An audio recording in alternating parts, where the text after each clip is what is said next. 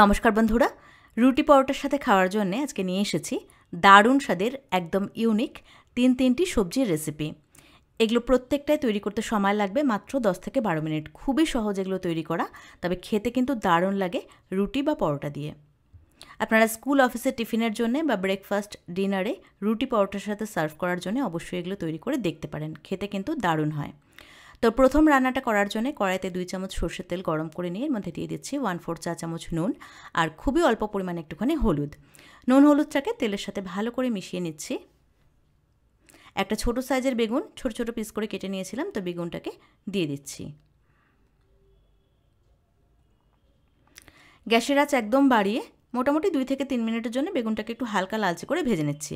গ্যাসের আঁচ কমিয়ে ভাজলে কিন্তু বেগুন বেশি নরম হয়ে যাবে, তো আমরা বেগুনটাকে বেশি নরম করে ভাজতে চাই না, সেই জন্য গ্যাসের আঁচ একদম বাড়িয়ে মোটামুটি 2 থেকে 3 মিনিটের জন্য একটু হালকা লালচে করে বেগুনটাকে ভেজে তুলে নিতে হবে।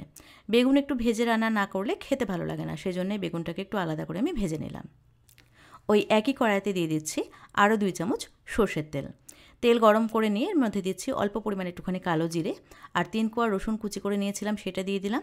আর দিয়ে দিচ্ছি হাফ চামচ আদা কুচি। মিডিয়াম আছে 10 থেকে 15 সেকেন্ডের জন্য ফোড়নটাকে ভেজে নিচ্ছি। ফোড়নটা চলে এসেছে, এবার এখানে দিয়ে দিচ্ছি কয়েকটা কাঁচা লঙ্কা আর মাঝারি সাইজের একটা পেঁয়াজ কুচি।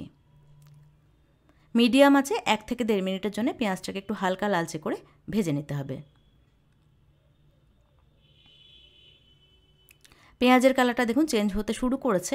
এবার এখানে দিয়ে দিচ্ছি খুবই অল্প পরিমাণে একটুখানি টমেটো, মানে একটা ছোটো সাইজের টমেটোর অর্ধেকটা আমি কেটে নিয়েছিলাম, তো সেটা দিয়ে দিলাম।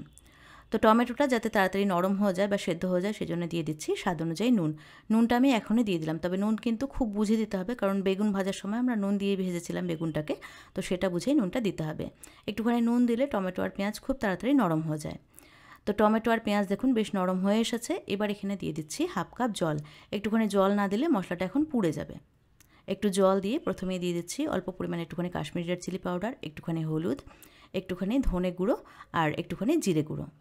আর দিচ্ছি খুবই অল্প পরিমাণে একটুখানি চিনি। এইটুকু চিনি দেওয়ার জন্য মিষ্টি হয়ে যাবে না, টেস্টটা ব্যালেন্স হবে আর খেতেও কিন্তু ভালো লাগবে। বেশ খানিকটা ধনেপাতা কুচি দিয়ে মশলাটাকে ভালো করে কষিয়ে নিচ্ছি। মিডিয়াম আছে মিনিট 2 জন্য মশলাটাকে আমি ভালো করে কষিয়ে নিয়েছি। এবার এখানে ভেজে রাখা বেগুনটা দিয়ে দিচ্ছি।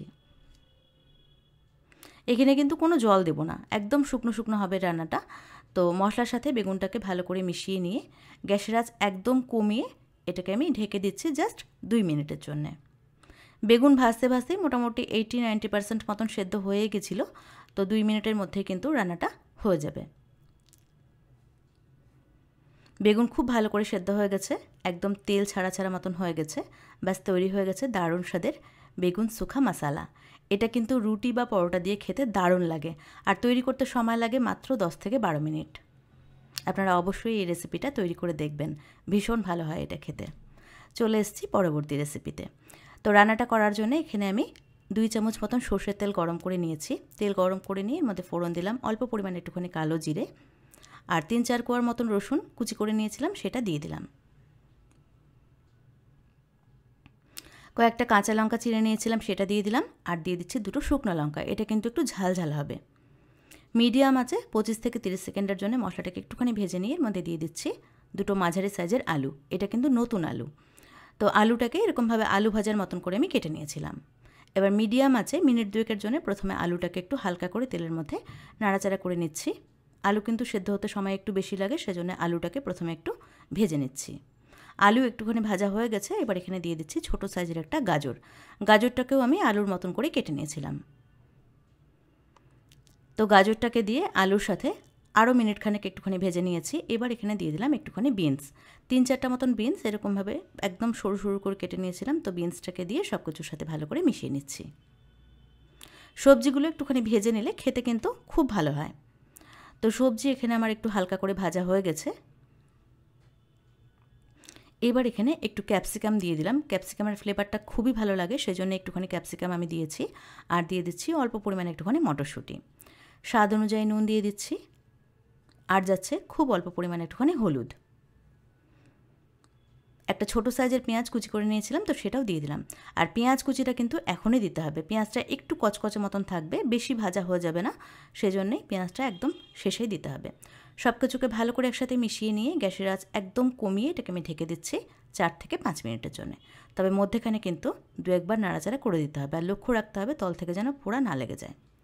এখানে কোনো জল দেওয়া লাগবে না, একদম কম আঁচে রান্না করলেই আলু আর গাজর সব কিছু খুব ভালো করে সেদ্ধ হয়ে যাবে।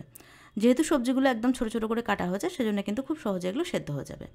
তো এবার এখানে দেখুন মোটামুটি 1 মুঠো মতন চিনে বাদাম বা কাঁচা বাদাম শুকনো কড়াইতে একটুখানি হালকা করে রোস্ট করে নিয়ে আমি আধ ভাঙা মতন করে নিয়েছিলাম। তো ভেজে রাখা বাদামটা দিয়ে দিলাম, আর দিয়ে দিলাম 1 মুঠো মতন ধনেপাতা কুচি। এবার গ্যাসের আঁচ একদম বাড়িয়ে সব সবজিগুলোকে বাদামের সাথে একটু হালকা লালচে করে ভেজে নিচ্ছি। এটা যত ভালো করে ভেজে নেওয়া হবে এর টেস্ট কিন্তু ততটাই ভালো হবে। এটা রুটি বা পরোটা দিয়ে খেতে দারুণ লাগে।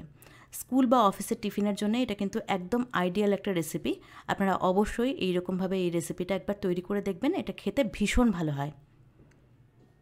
5 মিশালি সবজি দিয়ে এই বাদামের রেসিপিটা কিন্তু খেতে দারুণ লাগে। তো ব্যাস তৈরি হয়ে গেল দারুণ স্বাদের 5 মিশালি সবজি ভাজা। চলে এসেছি একদম শেষের রেসিপিটাতে। তো রান্নাটা করার জন্য কড়াইতে সর্ষের তেল গরম করে নিয়েছি। 2 চামচ সর্ষের তেল গরম করে নিয়ে এর মধ্যে দিয়ে দিলাম খুবই অল্প পরিমাণে একটুখানি 5 ফোড়ন। রান্নাটা অবশ্যই 5 ফোড়ন দিয়েই করবেন।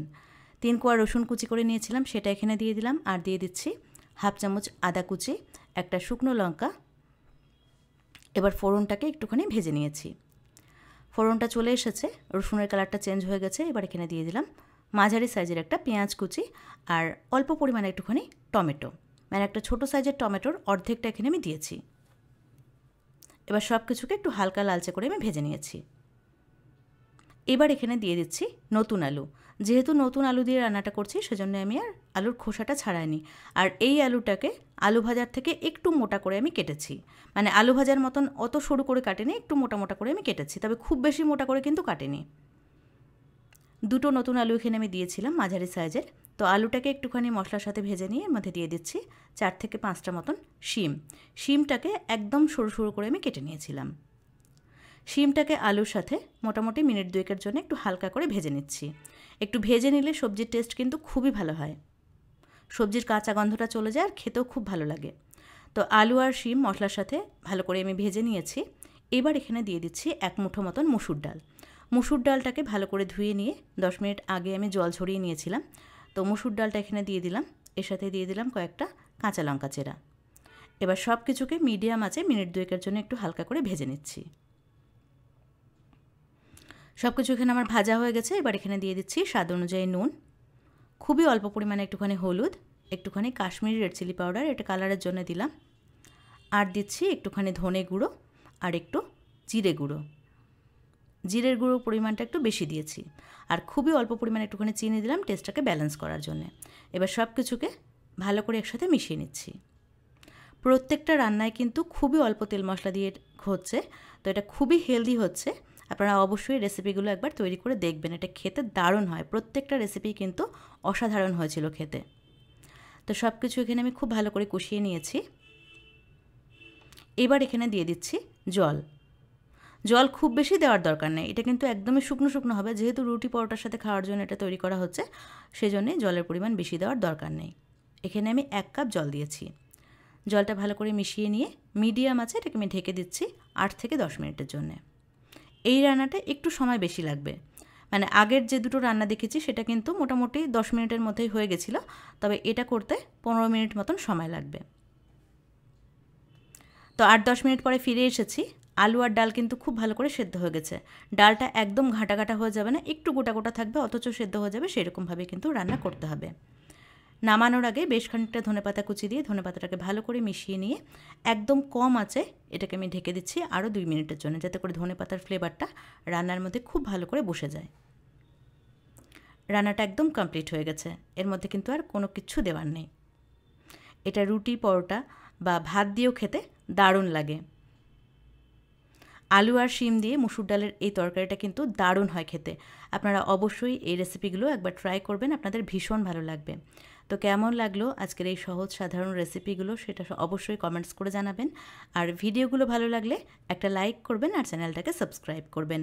সবাই খুব ভালো থাকবেন, দেখা হবে এরকমই সুন্দর সুন্দর রেসিপির সঙ্গে।